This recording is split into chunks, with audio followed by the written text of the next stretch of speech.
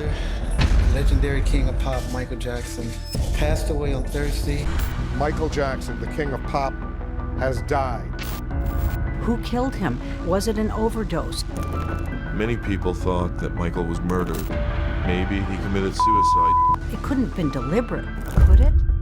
Two music legends, bound by rivalry and respect, now share a chilling mystery. Long after Michael Jackson's passing, whispers emerged that Prince possessed a private diary where he revealed who was truly responsible for the king of pop's demise. That diary, if it ever existed, has vanished. Its whereabouts unknown, its words silenced. If you want to make the world a better place, It was a bizarre set of circumstances. He just made a very bad decision. take a look at yourself He didn't know who he was. He was a house of cards. and then make a change. The disappearance has fueled speculation of a cover-up bigger than anyone imagined. Could it hold the missing piece to Jackson's story, the one the world has never been allowed to see? Or is it just another conspiracy spun from grief and speculation? The answers may lie in the shadows Prince left behind. Join us as we unravel the truth behind the whispers, the rivalries, and the mystery that still haunts the music world, unmasking the truth. Michael Jackson had a huge impact on music, dance, and pop culture. Starting with the Jackson 5 and moving into his solo career, he always challenged what could be done in music and performance. His albums like Thriller, Bad, and Dangerous gave some of the biggest hits ever and raised the bar for music videos with their amazing visuals and storytelling. Prince and Michael Jackson, both incredibly talented musicians of their era. There was never like any rivalry between you and Mr. Jackson. Not to me, no. Okay. So I love the story of you, just all these Prince, I'm sorry. Had a complex relationship filled with respect, competition, and sometimes tension. Even though their musical styles and public images were different, they were frequently compared as they both pushed the limits of pop music. Their rivalry kicked off in the 1980s, with each artist striving to outshine the other in creativity and chart success. A key moment in their relationship was when Michael Jackson asked Prince to join him on the song Bad. The plan was for them to perform a duet and be in the music video together. Rolling Stone reported that Prince turned down the invitation, famously saying to Jackson that the first line of the song is, "Your butt is mine." The first line of that song is, "Your butt is mine." He asked Michael who was going to sing that to whom, because he was sure Michael wasn't going to sing that to him, and he wasn't going to sing that to Michael. This witty yet sharp comment shows the competitive spirit and tension that existed between these two legends. Even though they were rivals, there were times when they admired each other. Prince once complimented Michael Jackson's work, recognizing in an NPR interview how Thriller changed the music scene. He acknowledged Jackson's unique talent for captivating fans all over the world and his creative style in music videos. Likewise, Jackson held a strong respect for Prince's musical talent, often expressing his amazement at Prince's abilities as a multi-instrumentalist and performer, as mentioned by Billboard. Their rivalry wasn't just serious, it also had funny moments. In a well-known story from The Guardian, Prince reportedly attended one of Michael Jackson's concerts and attempted to steal the spotlight by doing various tricks, including challenging Jackson to a game of table tennis. While these antics brought a fun twist to their competition, they also highlighted the fierce ambition both artists had to excel. In a rare moment of honesty, Prince once shared in an interview that he didn't see Michael as a rival. He saw him as someone who pushed him to be better, to innovate, and to strive for greatness. This feeling was shared by those close to Jackson, who thought that Prince's presence in the music world inspired Jackson to keep improving himself, as noted by the BBC. Michael Jackson. I'm like, what? And he hands me the phone, and I was like, hello? And I heard, Hi, who's this? This is Zac Efron. I'm a massive fan, and I'm an actor, and you're like my hero. Jackson made huge contributions to dance that were just as important. His famous moves, like the moonwalk, became legendary, and his detailed music videos raised the standard for creativity and innovation in the field. These videos were not just for promotion. They were like short films that shared powerful stories, showcased complex choreography, and expanded what a music video could do. Jackson's creative way of blending dance with music videos in hits like Thriller, Beat It, and Smooth Criminal changed how artists showcased their work and connected with fans, leaving a lasting impact that still inspires performers worldwide. When news of Jackson's passing broke, it felt like the world stopped. Fans came together in cities all over the globe to honor him, and the media coverage was extensive as people thought about his life and legacy. His passing signified the end of a significant chapter in the music industry, serving as a touching reminder of how quickly fame can fade and the lasting influence of his art. In an interview regarding Michael Jackson's passing, Prince mentioned that he preferred not to discuss it. It was too personal for him. He went on to say that he was just one among many who had walked that path, like Amy Winehouse and others. They were all linked, like brothers and sisters, and once they established that bond, they wouldn't allow anyone in the family to fall. That was why he reached out to Chris Brown. They all needed to connect and resolve their issues, and there was nothing that can't be forgiven. According to documents from LA County Coroner's Office, the LA Times has reported that Michael Jackson passed away due to lethal levels of the anesthetic, which was allegedly given to him by his doctor, Conrad Murray. An unnamed law enforcement official informed the AP that Jackson's passing has been classified as a homicide. Murray's lawyer argues that the warrant affidavit containing the coroner's report, which outlines a disturbing timeline of substances that Jackson consumed on the night he passed, was partly based on police theory, as stated by MTV. One of the alarming details in the report was that Murray took 82 minutes to contact paramedics after discovering Jackson unresponsive in his bed. According to the Los Angeles Times, the LA County Coroner's Office officially determined that Jackson's passing was caused by acute intoxication, although he also had a mix of other substances in his system.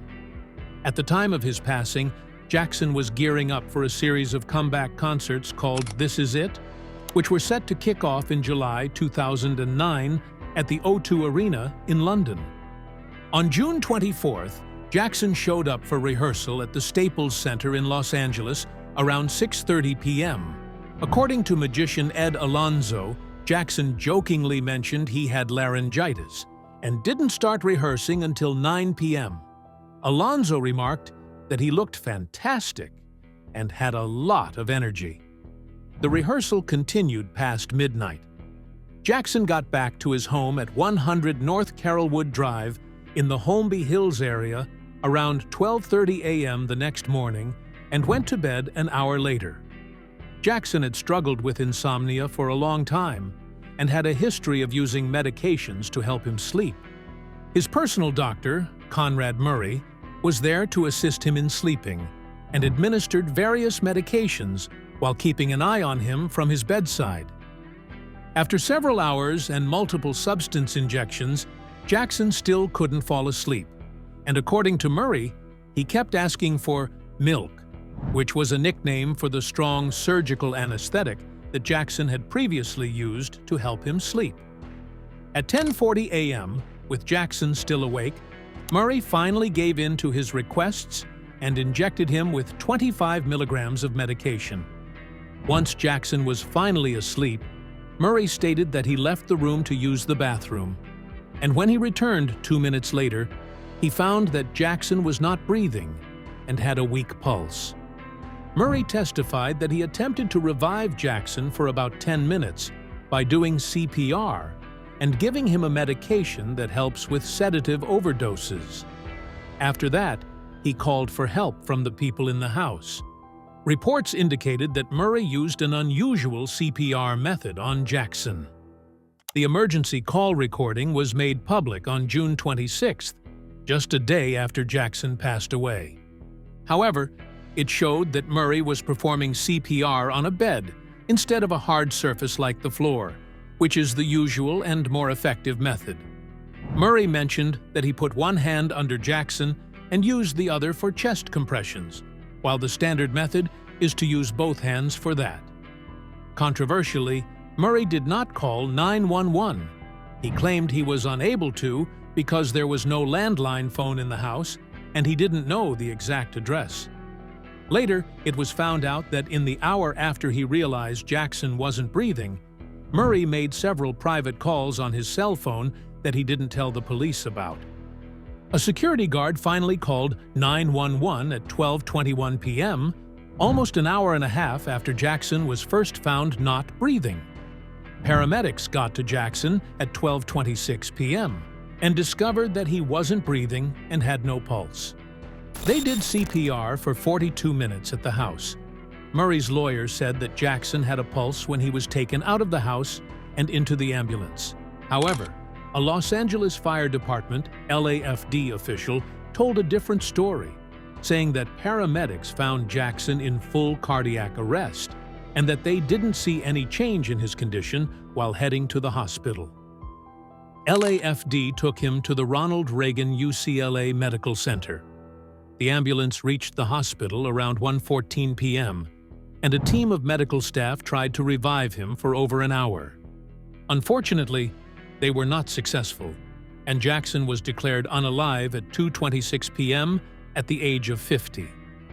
Once the truth surfaced, it created more doubts than answers, leading to theories that continue to divide fans and investigators alike.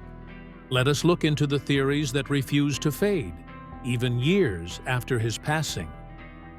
When facts collide with theories, LaToya Jackson thought her brother was unalived because of his music catalog. Soon after Jackson passed away, his family started questioning AEG Live, the promoter for the This Is It concert, about their involvement in the final weeks of his life. Their father, Joe Jackson, lodged a complaint with the California Medical Board, claiming that AEG Live was practicing medicine without a license by insisting that Murray take Jackson off various medications. The complaint also stated that AEG Live did not provide the resuscitation equipment and nurse that Murray had asked for. AEG spokesperson Michael Roth refused to comment on the complaint. After Murray entered a not guilty plea to the manslaughter charge, several members of the Jackson family expressed that they believed he should face a harsher charge. On June 25, 2010, Joe filed a wrongful lawsuit against Murray. The lawsuit claimed that Murray consistently lied to hide his use of some medication, failed to maintain adequate medical records, and was negligent in administering medications to Jackson. Murray's civil attorney, Charles Peckham, asserted that Murray did not give Jackson anything that was life-threatening. On August 15, 2012, Joe Jackson withdrew his wrongful lawsuit against Murray. The Jackson family expressed their approval of the guilty verdict against Murray. In 2017, Paris Jackson, Michael's daughter, said that she was absolutely sure that her father was unalived. As of 2023, Conrad Murray had gone back to Trinidad and Tobago to continue his medical practice. In 2010, Jackson's 3 kids and his mother, Catherine, took legal action against Jackson's concert promoter, Anschutz Entertainment Group, Trans AEG, along with its subsidiaries and principals, claiming that AEG had carelessly hired the doctor. In 2013, after a lengthy 21-week trial in Los Angeles, the jury decided in favor of AEG, concluding that AEG had no reason to believe that Murray would be unfit or incompetent to perform the work for which he was hired, and thus was not negligent. The news of Jackson's passing sparked a wave of sorrow across the globe. Fans came together outside various locations like the UCLA Medical Center, Neverland Ranch, his home in Holmby Hills, the Havenhurst family residence in Encino, the Apollo Theater in New York, and Hitsville, USA in Detroit, where Jackson's career took off and is now the Motown Museum. The streets near the hospital were closed off. A small group, including the mayor of the city, gathered outside Jackson's childhood home in Gary, where the flag at City Hall was lowered to half-staff in his memory. Initially, fans in Hollywood congregated around the Walk of Fame star of another Michael Jackson, as they couldn't reach Jackson's star, which was temporarily covered by equipment for the Bruno film premiere. The next day, grieving fans and memorial tributes moved from the talk radio host's star. From Odessa to Brussels and beyond, fans organized their own memorials. U.S. President Barack Obama sent a condolence letter to the Jackson family, and the House of Representatives held a moment of silence. Michael Jackson will go down in history as one of our greatest entertainers. Obama later remarked that Jackson would go down in history as one of our greatest entertainers. Former South African President Nelson Mandela expressed that Jackson's passing would be felt around the world. In Japan, Internal Affairs and Communications Minister Tsutomu Sato expressed his sadness to reporters, saying that he felt sad as he had watched him since he was a member of the Jackson 5. Defense Minister Yasukazu Hamada acknowledged his impact on a generation through his music. Health Minister Yoichi Masuzoe referred to the passing as an extremely tragic loss. In the United Kingdom, Prime Minister Gordon Brown's spokesperson remarked that it was very sad news for the millions of Michael Jackson fans in Britain and around the world. Conservative opposition leader David Cameron stated that he knew Michael Jackson's fans in Britain and around the world would be sad, and despite the controversies, he was a legendary entertainer. Fans in Russia gathered outside the U.S. Embassy in Moscow to pay their respects. Ou entendu, ou vu Michael Jackson une fois dans leur vie, même s'ils sont loin de cette musique, n'ont pas pu ne pas être émus par son apparence, par son charme. French Minister of Culture Frédéric Mitterrand commented that they all have a Michael Jackson within.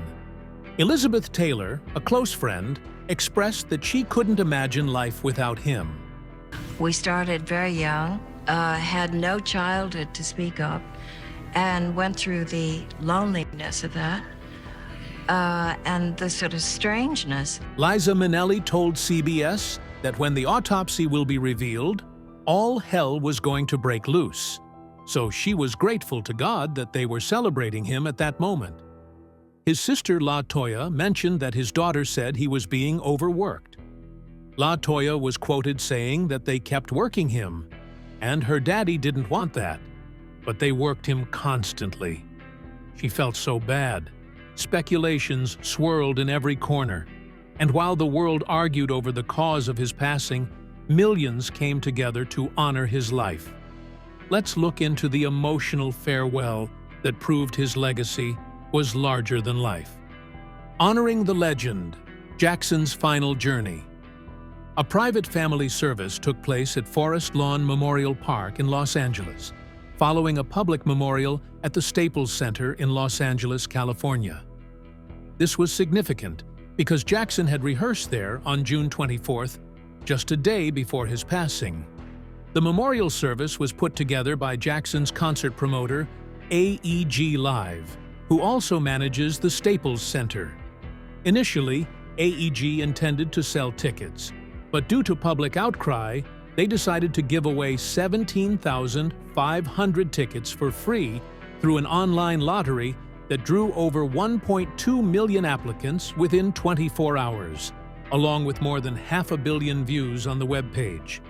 The service was streamed live globally and was estimated to have been viewed by over 2.5 billion people. Jackson's solid bronze casket, which reportedly cost $25,000, was positioned in front of the stage. Many celebrity guests were present at the services. His brothers each wore a single white sparkling glove, while Stevie Wonder, Mariah Carey, Lionel Richie, Jermaine Jackson, and others performed his songs. Jackson's then 11-year-old daughter, Paris, became emotional as she addressed the crowd. She stated that she just wanted to say that ever since she was born, her daddy has been the best father she could ever imagine. Ever since I was born, Daddy has been the best father you could ever imagine. And she just wanted to say she loved him so much. Marlon Jackson remarked that maybe they will leave him alone, now he wasn't alive anymore. Reports indicate that Jackson's burial was initially set for August 29, 2009, which would have marked his 51st birthday.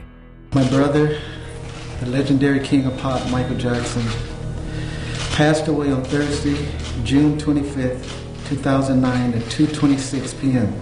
His service and burial took place at Glendale's Forest Lawn Memorial Park on September 3, 2009.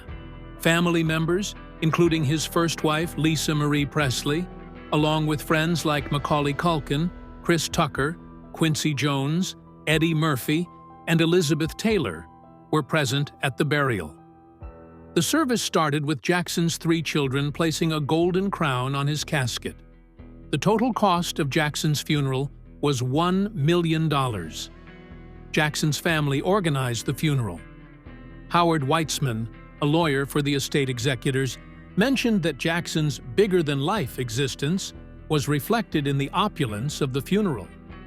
Jackson is laid to rest in the Holly Terrace area of the Great Mausoleum at Forest Lawn Memorial Park, which is located in Glendale, California. This mausoleum is a secure place and is not open to the public or the media, except in very rare circumstances. His unmarked crypt can be seen partially through the tinted entrance of the Holly Terrace Mausoleum, and it is adorned with flowers that fans leave, placed there by security guards who stand outside the crypt. The family had thought about burying Jackson at Neverland Ranch. However, some relatives disagreed with that location, arguing that the ranch had been negatively affected by the 2005 trial and police searches of the property. Additionally, the ranch's owners would have needed to go through a permitting process with local and state authorities before they could set up a cemetery there. In July 2010, security measures were tightened at the mausoleum because of vandalism from fans who were leaving messages like "Keep the Dream Alive" and "Miss You, Sweet Angel," written in permanent ink. If you enjoyed this video, like and subscribe, and also click the next video shown on your screen.